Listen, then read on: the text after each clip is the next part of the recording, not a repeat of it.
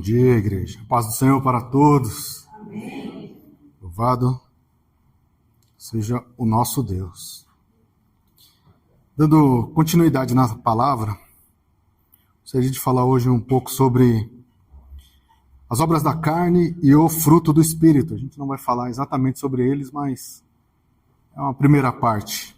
Gostaria de ler o livro de Gálatas, no capítulo 5, dos versos 19 ao 26, que diz assim: Porque as obras da carne são manifestas, as quais são adultério, prostituição, impureza, lascívia, idolatria, feitiçaria, inimizades, porfias, emulações, iras, pelejas, dissensões, heresias, invejas, homicídios, bebedices, glutonarias e coisas semelhantes a esta. Eu imagino que Paulo já imaginava que no futuro a gente ia criar coisas novas para pecar contra Deus, então ele já deixou aqui preparado. Acerca das quais vos declaro, como já antes vos disse, que os que cometem tais coisas não herdarão o reino de Deus. Aí vem o alívio. Mas o fruto do Espírito é amor, alegria, paz, longanimidade, benignidade, bondade, fé, mansidão, temperança ou domínio próprio. Contra estas coisas não há lei. E os que são de Cristo crucificaram a carne com as suas paixões e concupiscências. Se vivemos em espírito, andemos também em espírito. Não sejamos cobiçosos de vanglórias, irritando-nos uns aos outros, invejando-nos uns aos outros. Amém? Senhor, a Ti toda a honra, toda a glória e o louvor. Deus amados, estamos na Tua santa e gloriosa presença, Senhor. Queremos Te louvar, Te adorar e queremos ouvir a Tua palavra. Que ela venha, Senhor, mais uma vez, diretamente aos nossos corações, Senhor. Que ela possa quebrar a resistência, que ela possa nos transformar, nos moldar ao caráter de Cristo. E que o Teu Espírito, Pai, encontre sim moradia em nós e faça habitação em nós. É o desejo do nosso coração. Amém. Esse texto fala sobre viver conforme o Espírito e não conforme a carne. E aqui a primeira coisa é falarmos sobre religião, porque a religião ela coloca um peso em nós. A religião ela coloca regras em nós. A religião coloca coisas que nada tem a ver com Cristo. Mas Cristo não. Cristo nos traz para a liberdade, conforme a Tua palavra. O poder de Cristo, a salvação de Cristo, ela tira de nós o peso do pecado, o passado, as prisões que nos mantinham longe de Deus.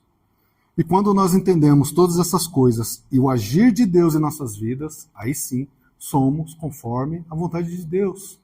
Somos conforme o Espírito. E aqui, o resultado das obras da carne, o fruto do Espírito, tem a ver com as nossas mudanças.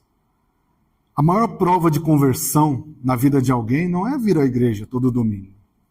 Na verdade, a nossa vida de segunda a sábado diz muito mais sobre nós do que o culto no domingo. Aqui, sabemos os louvores, sabemos as orações, participamos do estudo, mas a pergunta é, o que nós fazemos com tudo isso quando ninguém aparentemente não está vendo? O que fazemos com isso? Quem somos nós quando nós saímos daquela porta? Como somos reconhecidos?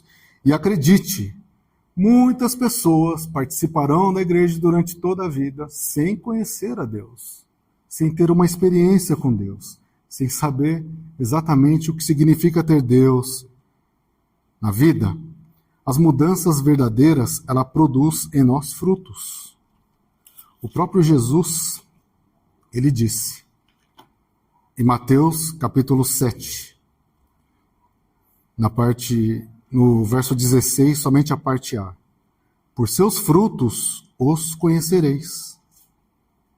O Senhor estava nos alertando sobre falsos profetas. A gente pode falar, pode se vangloriar, como diz aqui a palavra, mas pelos frutos sabereis. E isso vale para as nossas vidas. Eu posso chegar aqui e falar, eu sou cheio do Espírito Santo. A minha atitude, os meus exemplos, as minhas ações aqui, na verdade, vão dizer se eu sou ou não cheio do Espírito. Pelos frutos os conhecereis. E se tem dúvida, nada tem a ver com as nossas conquistas. Nada tem a ver com as nossas posições.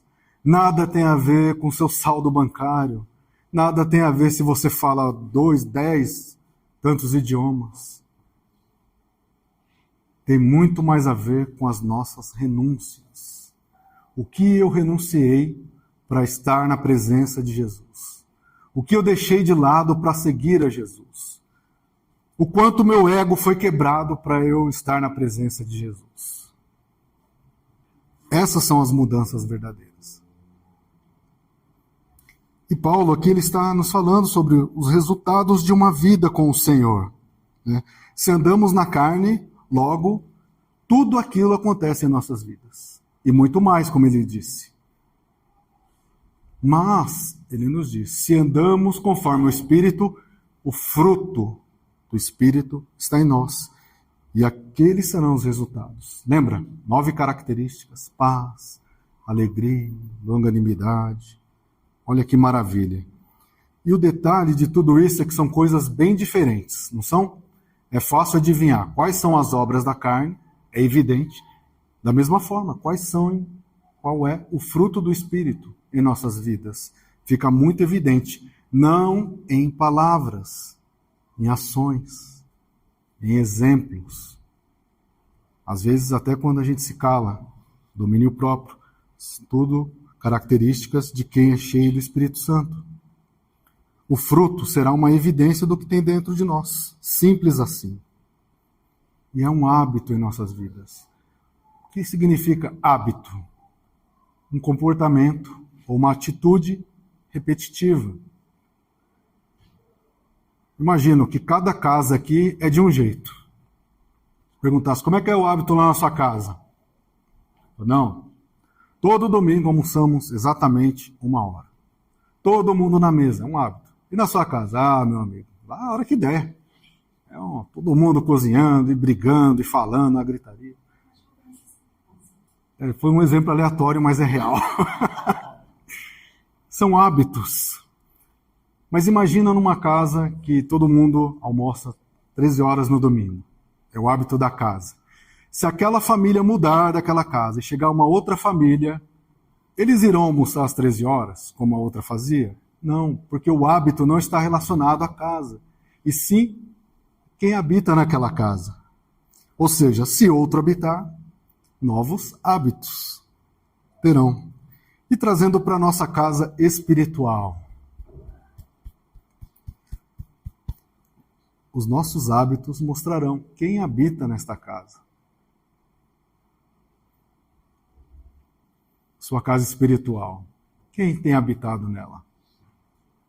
Se tirar um extrato lá, o que vai sair? As obras da carne? Ou o fruto do Espírito com aquelas 9 características? Os nossos hábitos espirituais mostrará quem está governando a casa. Quais são os hábitos espirituais da nossa casa? Difícil isso, né? Sabe por que é difícil? Porque não tem como esconder. Uma das maravilhas que eu acho da palavra, se fosse escrita por pessoas normais, provavelmente a maioria das coisas ruins seriam tiradas dos arquivos. Mas Deus não. Deus ele colocou o melhor e também o pior. Porque é uma forma de corrigir, é uma forma de mostrar, às vezes nós podemos participar daquelas coisas terríveis, mas há uma esperança para nós. Há uma oportunidade de termos coisas melhores em nossas vidas. E por que o Espírito Santo é tão importante em nossas vidas? Eu preciso voltar um pouco na Bíblia. Olha que maravilha isso. No livro de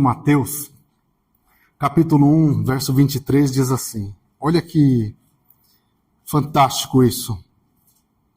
Eis que a virgem conceberá e dará à luz um filho, e ele será chamado pelo nome de Emanuel, que significa Deus conosco. Traduzido, Deus conosco. Isso aqui é maravilha. Jesus é o Deus conosco. De vez em quando eu fico lendo a palavra e eu começo a imaginar. Deus conosco, pastor Edivaldo. Imagina os discípulos. Você está lá, Shel, dormindo à noite, com o apóstolo João. Aí você fala, o João, quem está deitado ali? Jesus, Deus conosco. Tiago, pastor Júlio, não tínhamos o que comer, alguém arrumou uns pãezinhos lá, mas Deus estava conosco. O que aconteceu? Multiplicou. Eu estava sofrendo, estava morto. Mas quem estava ali do nosso lado? Deus conosco. Trouxe de volta a vida. Imagina os discípulos. O Emanuel está conosco e eu estou vendo ele ali. Está ali. Está dormindo no barco, mas está ali com a gente. Está ali, operando maravilhas, mas está ali conosco. Ele falou para a gente entrar no barco enquanto ele ia orar, mas eu sei que os olhos dele lá da montanha estão sobre as nossas vidas, porque Deus está conosco. Olha que maravilha. Quem estava com eles? Jesus, o Emanuel, que traduzido é Deus conosco. Qualquer que fosse a situação, Deus está conosco. Isso é maravilhoso. Nós cantamos aqui no início que não há nada melhor que o nosso Deus. É verdade isso? Nós cremos? Amém. Será que há algo melhor do que Deus conosco?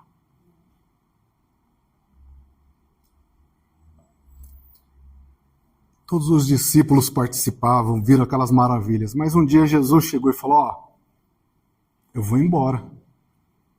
Ô, pastor Júlio, Deus não está mais conosco, hein? Eu vou embora. Mas a palavra diz,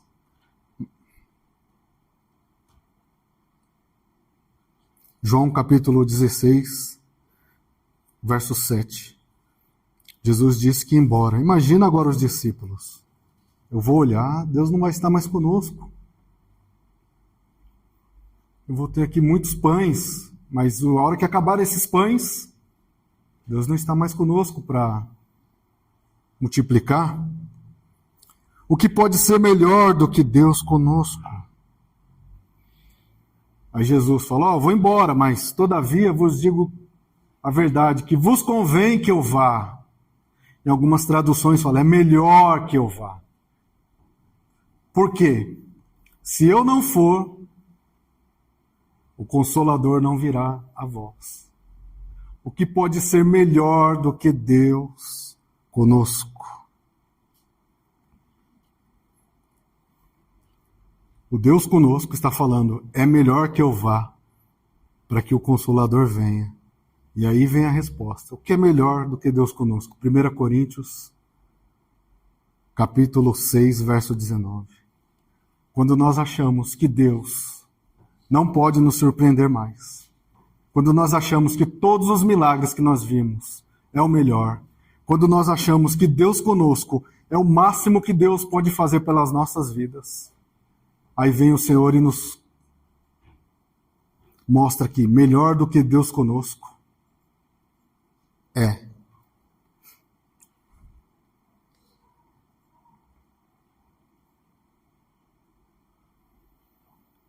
Não sabeis que o vosso corpo é templo do Espírito Santo?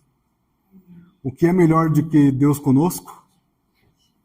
É um Deus em nós. É um Deus que habita em nós. Os discípulos viram Jesus ali, mas hoje nós temos o Espírito Santo, o próprio Deus em nossas vidas. Se tem uma coisa melhor do que Deus conosco, é o Deus em nós. Amém? Lembre-se sempre dessa palavra. E que união é essa, hein? Pare para pensar. O que significa o Espírito Santo habitar em você? Sabe? Nossos antigos irmãos aqui, eles passaram por tantas coisas, viram tantas coisas,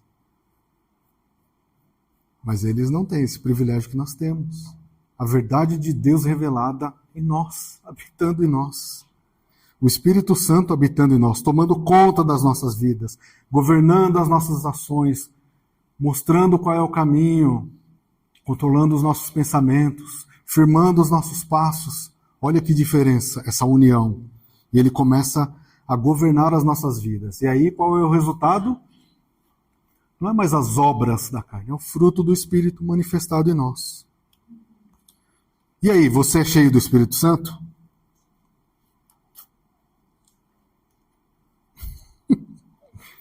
Eu não sei. De novo, não se preocupe em responder essa pergunta. As nossas ações, as nossas palavras, a nossa maneira de conduzir as coisas, as nossas atitudes frente a uma situação difícil, vai mostrar se somos ou não cheios do Espírito Santo. Pode parecer uma pergunta cheia. Oi? É muito forte. É, mas olha só. Você ia deixar preparado, Pedro? Atos 19. Se é muito forte, a pastora comentou, imagina agora. À luz da Bíblia, não adianta falar que nós somos cheios do Espírito Santo. De novo, é o nosso andar, é o nosso caminhar. E a palavra mostra que Paulo, no capítulo 19 de Atos, chegou em Éfeso. Aqui, não dá para saber quanto tempo que ele chegou até o tempo que ele fez a pergunta. Mas Paulo encontrou um grupo de discípulos. Não é igual hoje, que fica fácil de identificar a igreja. Ali a igreja estava em plena expansão. Então Paulo ouviu que tinha os discípulos lá e ele foi lá. Diz, sucedeu que enquanto Apolo estava em Corinto, Paulo, tendo passado por todas as regiões superiores, chegou a Éfeso e achando ali alguns discípulos. Não sei quanto tempo durou, mas ele sabia. Olha o verso 2. Isso aqui é... Olha a pergunta de Paulo. Recebeste vós já o Espírito Santo quando crestes? Olha a resposta daqueles discípulos. Nós nem ainda ouvimos que haja Espírito Santo. Em outras palavras, eu não sei. Nunca ouvi falar que tem Espírito. Não sabia nem que era para buscar, não sabia que existia. E aí Paulo pergunta, então, em que sois batizados? Eles disseram, no batismo de João. Mas Paulo disse, certamente João batizou com batismo de arrependimento, dizendo ao povo que cresce no que após ele havia de vir, isto é, em Jesus Cristo. E os que ouviram foram batizados em nome do Senhor Jesus. Aí Paulo, impondo-lhe as mãos, veio sobre eles o Espírito Santo e falavam línguas e profetizavam. Olha a mudança.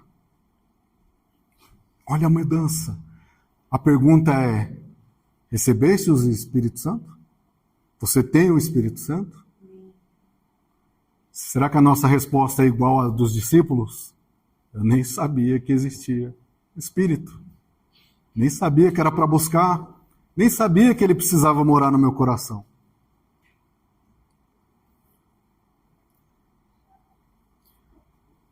Ainda nesse texto, a pergunta que vem ao meu coração também é, o que será que Paulo viu na vida deles para fazer aquela pergunta? Provavelmente, Paulo já sabia, já teve experiência com Deus, ele sabia, uma vida com o Espírito Santo é uma vida que produz frutos. Paulo provavelmente, observando aqueles discípulos, ele percebeu que eles eram pessoas que entenderam sobre Jesus, sobre o sacrifício de Jesus, mas ainda não produziam frutos. Faltava-lhes o Espírito Santo habitando na vida deles. Faltava a presença do Espírito Santo. E depois de uma conversa, Paulo fez aquela pergunta. Aí, pastor Divaldo, eu fico pensando, se ele estivesse conversando comigo hoje, durante todo o dia, e ele dissesse, Gil, agora estou indo para outra cidade pregar. Mas, Gil, você já ouviu falar do Espírito Santo? Será que ele perguntaria isso para mim? Eu fiquei com você o dia todo, Gil. Mas eu preciso te perguntar. Você já ouviu falar do Espírito Santo? Você sabe quem é o Espírito Santo? Será que ele perguntaria isso para mim? Será que ele perguntaria isso para você? Ou será que ele diria, graças a Deus, que aqui é uma igreja onde o Espírito Santo tem manifestado na vida de todos, e eu agradeço a Deus por isso? Qual seria a resposta? Qual seria a pergunta que ele faria para mim? E se porventura você se sente sem o Espírito Santo, não precisa se preocupar. É um processo em nossas vidas. Ninguém é convertido do dia para a noite. Todas as coisas acontecem em nossas vidas através de um processo. Essa pergunta pode nos preocupar, e amém que preocupe. Será que eu conheço mesmo o Espírito Santo? Será que o Espírito Santo de fato habita em mim? Eu sou só apenas alguém que está passando por essa vida falando de Cristo, mas sem o conhecer. Lembre-se, é um processo que está acontecendo em nossas vidas. A semente do Evangelho foi pregada em nós. Lembra da parábola do semeador? Mateus capítulo 4, verso 1 a 7. 4 terrenos são os nossos corações, mas a palavra diz que somente um terreno era bom. E quando a semente caiu lá, rapidamente foi transformado? Não. Brotou a semente. Esse é o primeiro processo. Depois a semente cresceu. Depois ela produziu. E aí a palavra diz: a 100, a 30, a 60, a 100 por um. Olha o processo. Ah, Gil, eu não tenho para ninguém. Eu já estou lá produzindo a 100. Amém. Glória a Deus. Eu não, Gil. Eu só estou produzindo 60, ainda estou... Mas eu estou garantido aqui com meus 30. E eu ainda não. Eu ainda sou um broto. Mas ou eu estou crescendo. Qualquer que seja a sua situação, o mais importante, o Espírito Santo brotando na sua vida, produzindo em sua vida, fazendo crescer a sua vida espiritual. E isso não é automático. Todos os dias precisa ser cuidado. Por isso que eu comentei no começo. Domingo, esse momento que nós estamos aqui, aleluia, é muito importante. Mas todos os outros dias com Deus é o que fará o crescimento. Hoje participamos do estudo. E amanhã, durante a semana? Hoje nós lemos aqui, as crianças leram a palavra maravilhosa. Hoje nós estamos sendo ministrados. E amanhã, o que eu vou fazer com essa palavra? O que eu vou fazer com a leitura que está sendo indicada lá? O que eu vou fazer com os estudos? Eu estou jejuando? Isso que vai fazer a diferença nas nossas vidas em todos os dias. Em nome de Jesus. E eu falei tudo isso para voltar na obras e frutos do Espírito. Vocês lendo esse capítulo, por que são obras e por que é fruto? Por que não obras e frutos?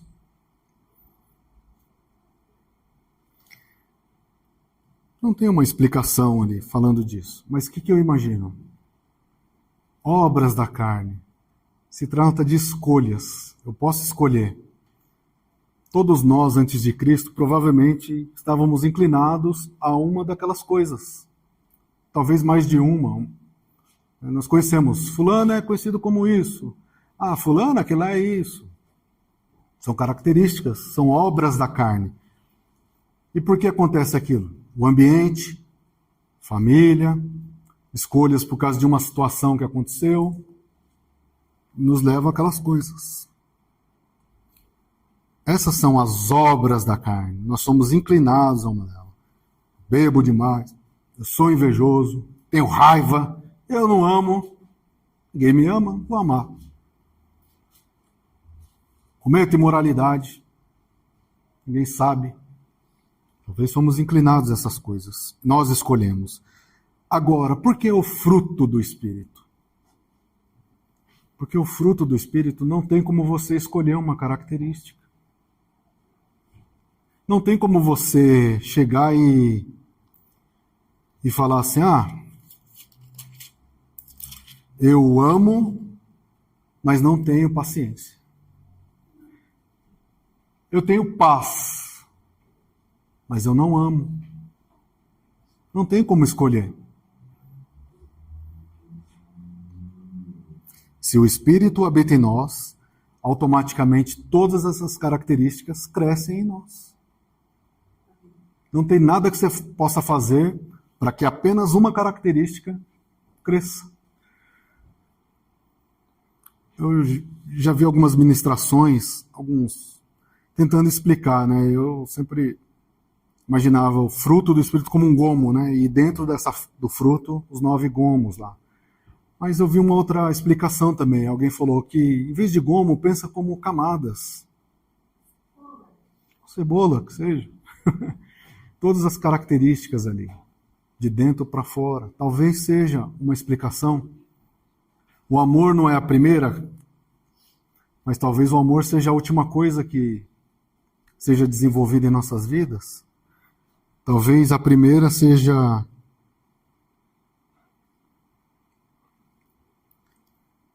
o amor é o primeiro, mas talvez seja o último a ser desenvolvido. Aqui fala que é a temperança, né? Domínio próprio. Talvez esse seja o primeiro a ser desenvolvido. Tinha raiva de tudo, tinha raiva do mundo, resolvia as coisas do meu jeito. Agora não. Opa, agora como Deus resolveria essa situação? Como Jesus responderia frente a essa situação?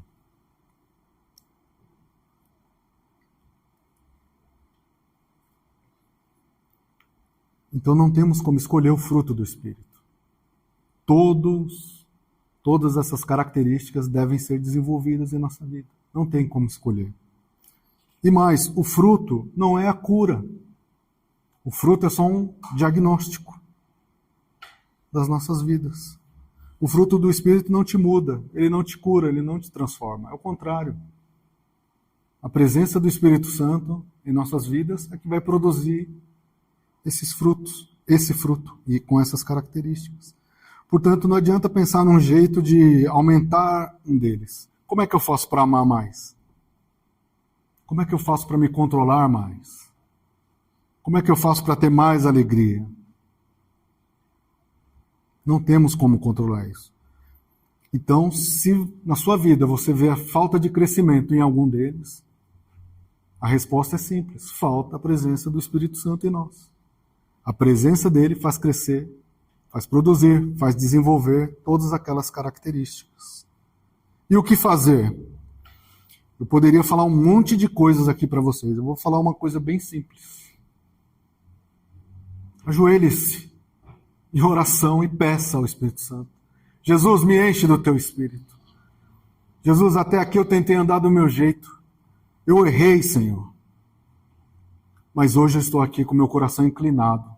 Estou aqui de joelho te pedindo, muda a minha situação. Muda os meus caminhos. Muda as minhas palavras. Muda os meus pensamentos. Muda as minhas atitudes. Como, Senhor, vem habitar no meu coração de forma definitiva, em nome de Jesus. Sinta. Se você sente Deus, mas ainda não sente o Espírito Santo crescendo, é porque falta o governo do Espírito Santo em sua vida. Como? Frente a qualquer situação, antes de sair da sua casa amanhã, por mais que seja difícil o seu trabalho, por mais decisões que você tenha que tomar, não deixe de ter o relacionamento com Deus. Espírito Santo, hoje será um grande dia, simplesmente porque o Senhor estará no comando de todas as coisas. E assim, quando você for fechado lá, você não vai xingar, você vai lembrar de que há um propósito na sua vida e você vai seguir. Quando o trem se atrasar, você não vai ficar bravo, você vai entender que o Espírito Santo está no controle da sua vida. Quando você receber a negativa por aquilo que você tanto espera que mudaria a sua vida, lembre-se que o Espírito Santo está governando as suas atitudes em nome de Jesus. Isso vale para tudo ao contrário também. Foi um dia maravilhoso, eu ganhei tudo o que eu queria. Continua sendo o Espírito Santo. O Deus das montanhas, eu estou lá em cima, é o Deus que está lá comigo. O Deus dos vales, está lá comigo também. Em todas as situações, coração grato em nome de Jesus. Ore e peça perdão. Senhor, até aqui a carne governou. Por isso que todas aquelas coisas, Senhor, quando tira um raio-x é aquilo que sai, uma desgraça. Mas eu quero mudar, Senhor. Eu quero que quando o Senhor olhar para a minha vida, seja o fruto, Senhor. Olha só que maravilha. Agora eu amo. Ainda estou sendo mudado, mas eu amo, Senhor.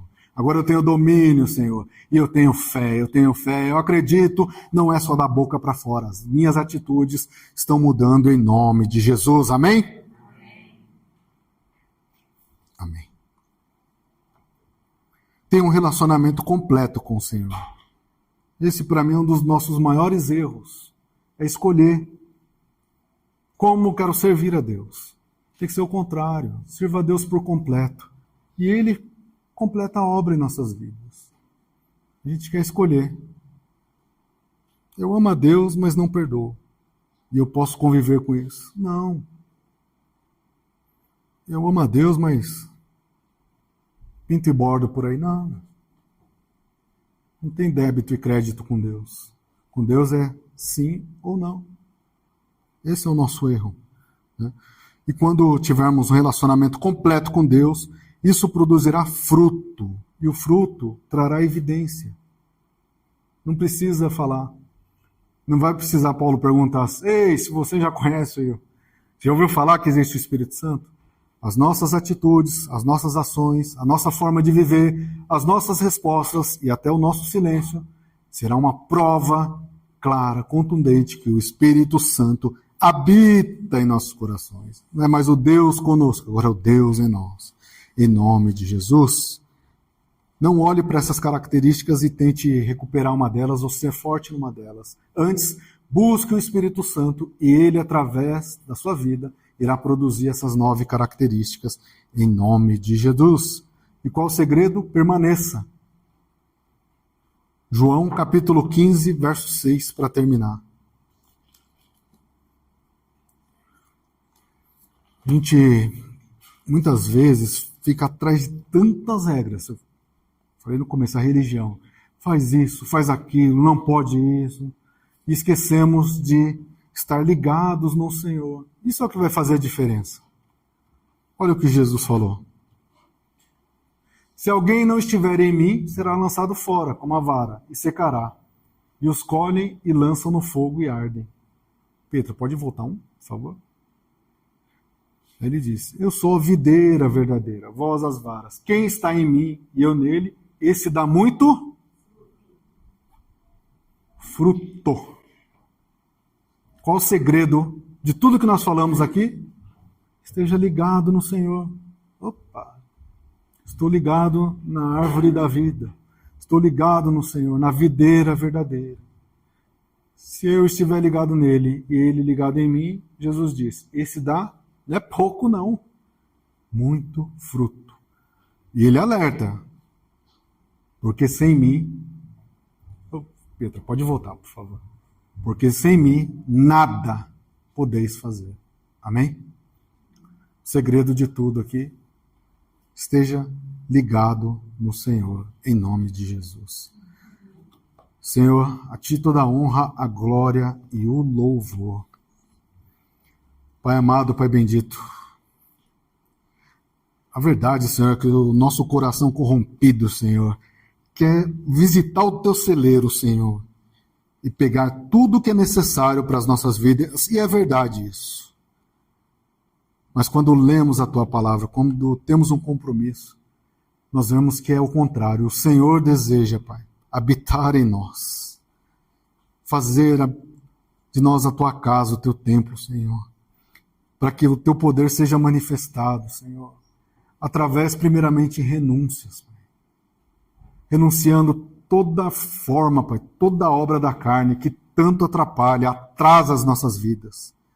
Mas o Senhor é tão misericordioso que deseja habitar em nós para que o teu fruto, Senhor, cresça e ele produza, Senhor, tudo aquilo que é necessário para a nossa mudança espiritual. É fé, é amor, é alegria, domínio próprio, temperança, longanimidade, benignidade. Só coisas boas. E mesmo assim, Senhor, muitas vezes resistimos. Mas hoje, Senhor, a nossa oração é: quebra, Senhor, toda resistência. Quebra, Senhor, todo impedimento. Que nós possamos mesmo ser cheios do Espírito Santo. De tal forma, Senhor, que em nossas vidas não haja dúvida. Que em nossas vidas não haja espaço para sequer duvidar E que todos, Senhor, que olharem para nós, saiba que em nós o teu fruto, Senhor, tem produzido, tem brotado, crescido. E nós seremos prósperos, Senhor, produzindo a 30, 60, 100 por um, conforme a tua vontade. Deus amado, Deus bendito, que hoje, Senhor, seja quebrado em definitivo das nossas vidas todas as obras da carne e que o teu fruto, Senhor, cresça abundantemente em nossas vidas e que nós possamos continuar ligados em ti. Deus amado, Deus bendito, obrigado por todas as coisas. Obrigado por essa palavra, Senhor, que ela continue em nós. Nós pedimos e te agradecemos no santo nome de Jesus. Amém. Que Deus vos abençoe.